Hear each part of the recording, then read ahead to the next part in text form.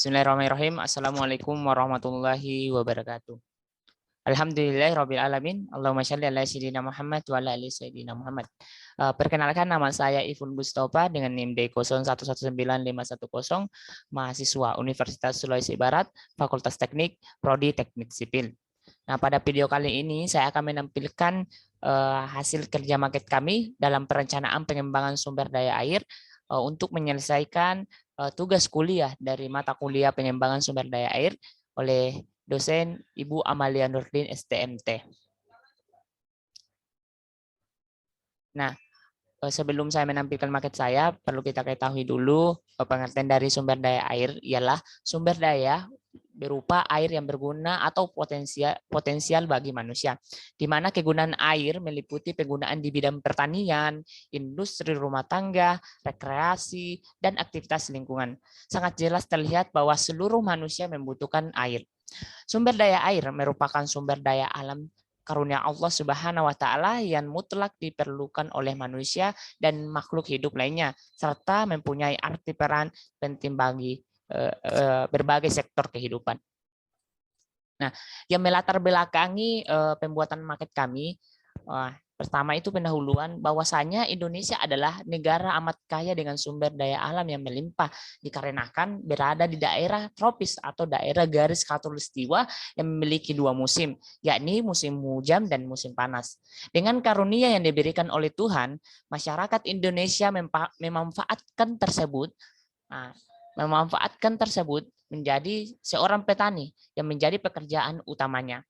Akan tetapi, ini masuk di sebabnya, akan tetapi dengan bertambahnya penduduk membuat kebutuhan air semakin meningkat dan proses penggantian musim pun susah untuk ditebak, dan juga penggunaan energi tak terbarukan yang semakin lama semakin habis.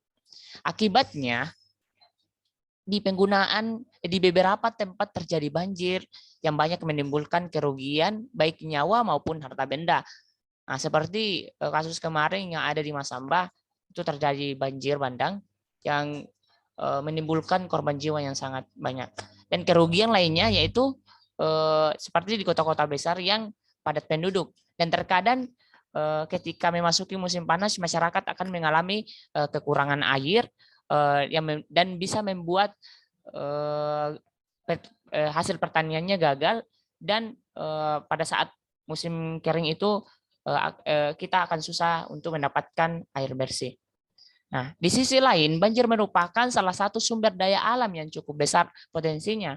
Apabila air banjir pada musim hujan dapat ditampung dan disimpan sehingga dapat menurunkan debit banjir, maka pada saat kekeringan dapat dimanfaatkan untuk kebutuhan hidup manusia dan keperluan lainnya seperti irigasi, pembangkit tenaga listrik, sebagai pengganti energi tak terbarukan, perikanan, pariwisata, dan dengan demikian usaha pengendalian banjir yang dilakukan sekaligus dapat mengurangi kerugian akibat kekeringan. Nah, uraian yang saya sudah jelaskan ini menunjukkan bahwa peristiwa banjir dan kekeringan sangatlah merugikan kehidupan manusia. Nah, penanggulangan kedua bencana tersebut terus diupayakan dengan berbagai cara, namun dampaknya masih dilakukan secara terpisah. Pengendalian banjir dan penanganan kekeringan secara terpadu nampaknya akan memberikan hasil lebih baik.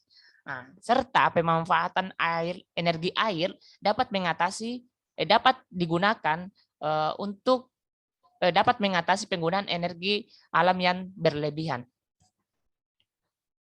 Nah, di dalam perencanaan maket saya ada beberapa item yang terpenting.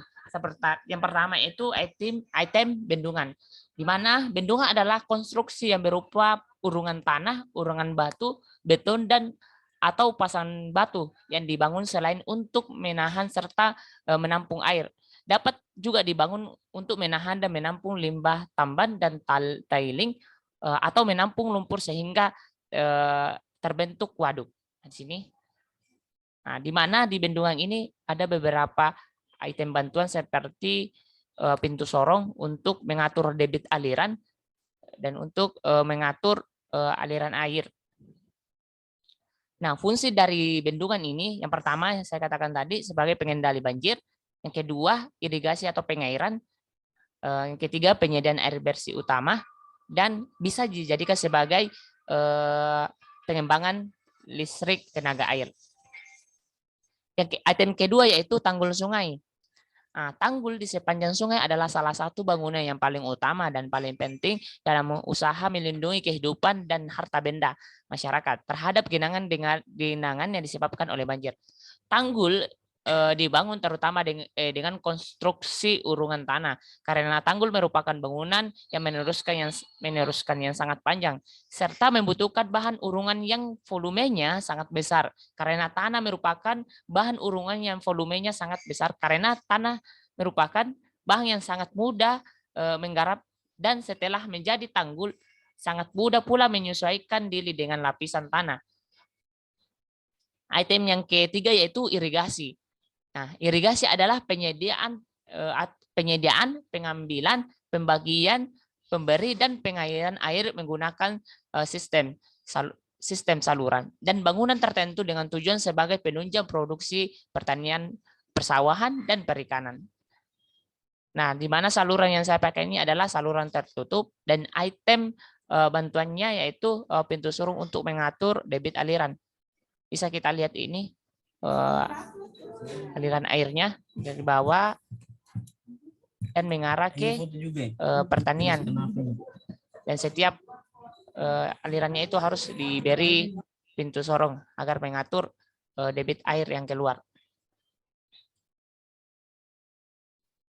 Selanjutnya itu item keempat adalah pengolahan air bersih, di mana pengolahan air bersih adalah suatu upaya yang dilakukan untuk mempertahankan kadar air bersih atau memisahkan organisme dari air sehingga dapat dikonsumsi dengan baik. Nah, bisa seperti PDAM. Nah, pada market saya itu ada dua bangunan untuk pengolahan air bersih. Yang pertama baknya, di sini di bak akan terjadi beberapa proses, yaitu proses koagulasi, flokulasi, filtrasi, sedimentasi. Sedangkan di rumah ini sebelum dibagi ke masyarakat, kita harus prosesnya yang terjadi di sana ada desinfeksi dan resepsoir sebelum dialirkan ke masyarakat dan digunakan.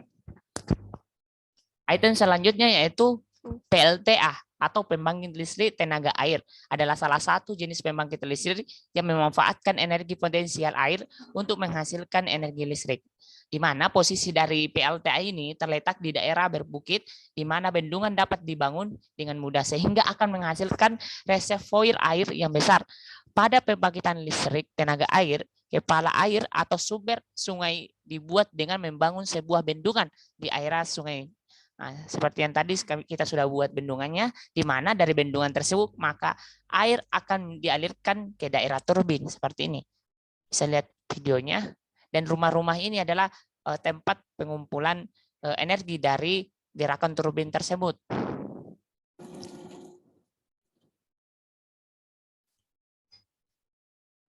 Nah, adapun item-item selain dari item yang saya sebut tadi, yang pertama itu item pertanian, perumahan, jembatan dan jalan, serta taman.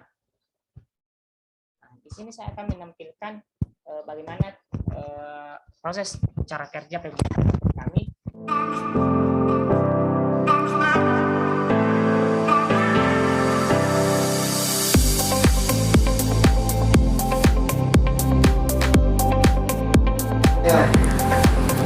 Inilah tampilan dari market pengembangan sumber daya alam oleh kelas 11A.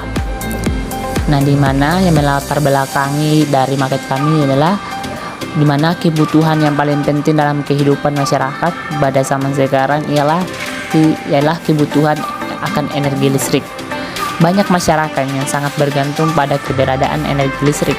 Hal ini dikarenakan berbagai macam aktivitas yang dilakukan sangat berhubungan erat dengan penggunaan energi listrik, seperti penggunaan untuk rumah tangga, komersial, instansi pemerintah, industri, baik dari skala kecil maupun skala besar, dan penggunaan untuk aktivitas-aktivitas lainnya. Karena hal-hal itulah mengapa dibutuhkan sebuah pembangkit listrik yang bertugas untuk memenuhi kebutuhan energi listrik yang diperlukan oleh masyarakat. Apalagi energi listrik yang dipakai zaman sekarang yaitu masih mengandalkan energi tak terbarukan seperti minyak bumi yang semakin hari semakin lama akan terkuras. Jadi diperlukan suatu terobosan baru untuk menghasilkan energi listrik. Salah satunya kami CPLA merancang sebuah pembangkit listrik tenaga mikrohidro atau PLTMH, teknologi yang memanfaatkan debit air yang ada di sekitar kita seperti di sungai, di bendungan dan lain-lain. Nah, di sini kita memanfaatkan debit air bendungan dengan menggunakan kincir angin atau turbin di area saluran buka tutupnya. Kemudian dari tenaga itulah akan menghasilkan listrik yang dimanfaatkan sebagai penerangan jembatan, perumahan, dan lain-lain. Dan juga bendungan ini akan bermanfaat untuk mengalir, membuat irigasi ke lahan-lahan pertanian sehingga pertanian dari petani akan menjadi subur.